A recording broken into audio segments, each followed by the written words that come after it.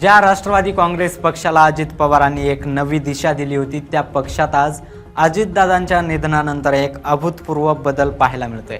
चर्चा रंगतीये ती राष्ट्रवादी काँग्रेस पक्षाच्या राष्ट्रीय अध्यक्ष आणि राज्याच्या उपमुख्यमंत्री सुनेत्रा पवार यांची।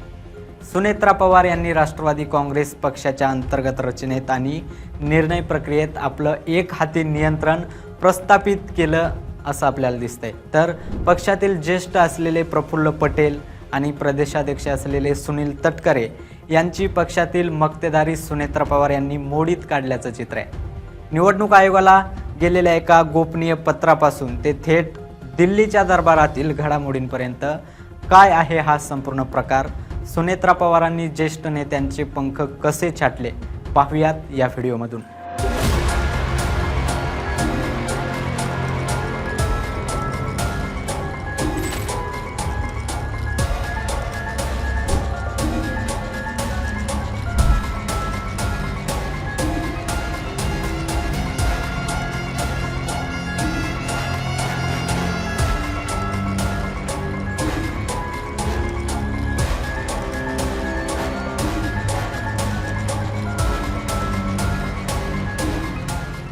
नमस्कार, मी प्रदीप कदम, आपण पाहताय LS मराठी। 28 जानेवारी 2026 हा तो दिवस होता ज्या दिवशी महाराष्ट्राच्या राजकारणातला एक मोठा धक्का बसला होता।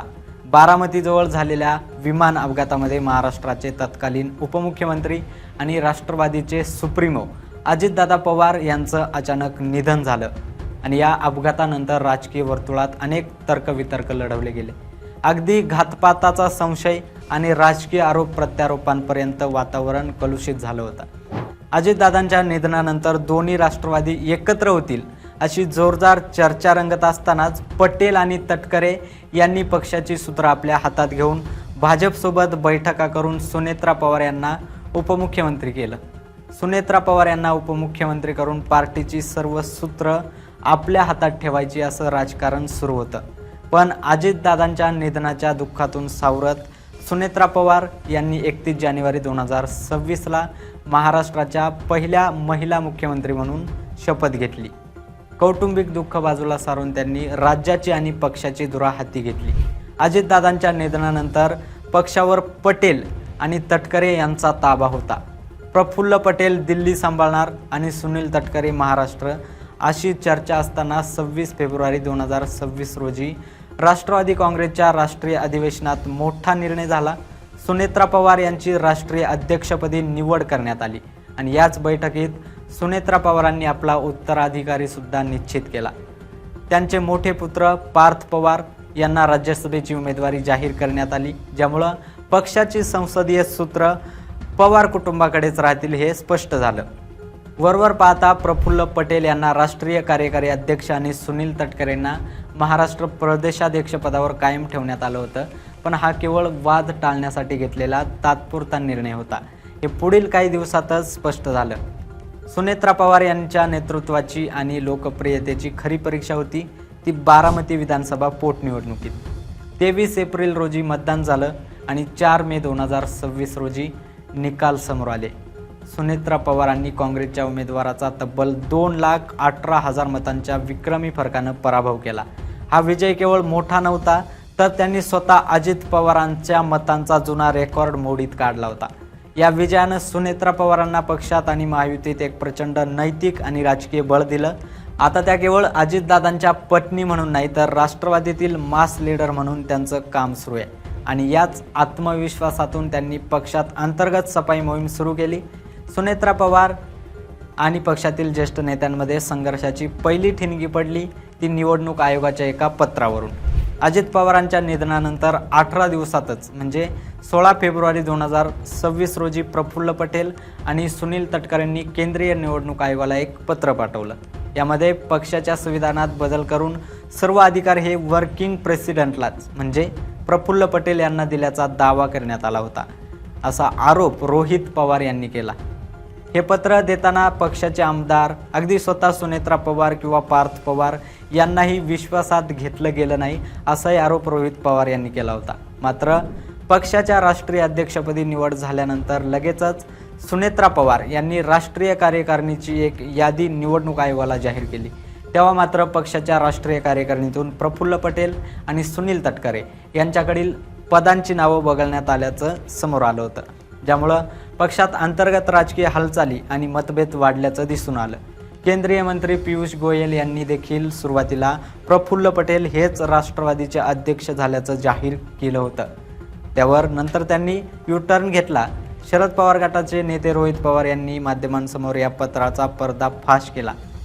मे 2026च्या मध्यात सर्वात मोठा राजकीय भूकंप राष्ट्रवादीमध्ये झाला. सुनेत्रा पवार यांनी निवडणूक आयोगाला पक्षाच्या राष्ट्रीय कार्यकारिणीच्या पदाधिकाऱ्यांची एक नवीन यादी पाठवली. या यादीतून चक्क प्रफुल्ल पटेल आणि सुनील तटकरे या दोन सर्वात बलाढ्य नेत्यांची नावं गायब होती.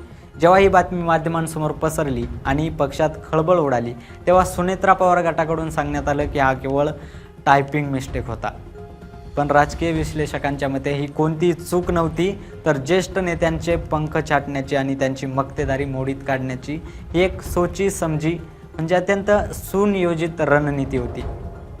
सध्याची राष्ट्रवादीची राष्ट्रीय कार्यकारिणी पूर्णपणे सुनेत्रा पवार आणि त्यांचे पुत्र पार्थ पवार यांच्या निष्ठावंतांनी भरलेली आहे. पक्षात काय निर्णय घ्यायचा आणि पक्षात कोणता निर्णय नाही घ्यायचा याचा संपूर्ण अधिकार आता पवार कुटुंबाकडे आहे. या निर्णयामुळे प्रफुल्ल पटेल आणि सुनील तटकरे नाराज आहेत. नाराजी इतकी टोकाला गेली आहे की प्रदेशाध्यक्ष सुनील तटकरे यांनी थेट शरद पवार यांची भेट घेतली, ज्यामुळे राजकीय चर्चांना मोठं उधाण आलं होतं. पक्षात पवार विरुद्ध बाहेरील नेते असा अंतर्गत कलह शिगेला पोहोचलाय. परिस्थिती हाताबाहेर जात असल्याचं पाहून सुनेत्रा पवारांनी स्वतः डॅमेज कंट्रोल मोहीम हाती घेतली. त्यांनी सर्व नाराज नेत्यांची समजूत काढण्यासाठी आणि आमदारांमधील विसंवाद दूर करण्यासाठी बैठकांचं सत्र सुरू केलं. तर दुसरीकडे त्यांचे पुत्र पार्थ पवार यांनी माध्यमांसमोर येत पटेल आणि तटकरे यांचा बचाव केला आणि पक्षात सर्व काही ठीक असल्याचं सांगितलंय. सुनील तटकरे यांनी नुकतंच जाहीर केलंय की पवार कुटुंबासोबत सर्व गैरसमज दूर झालेत, पण पडद्यामागील सत्ता संघर्ष पूर्णपणे बंद झालेला नाही आहे. अजित पवारांच्या निधनानंतर अवघ्या 4 महिन्यातच सुनेत्रा पवार यांनी राष्ट्रवादी काँग्रेसवर आपले वर्चस्व सिद्ध केलं आहे.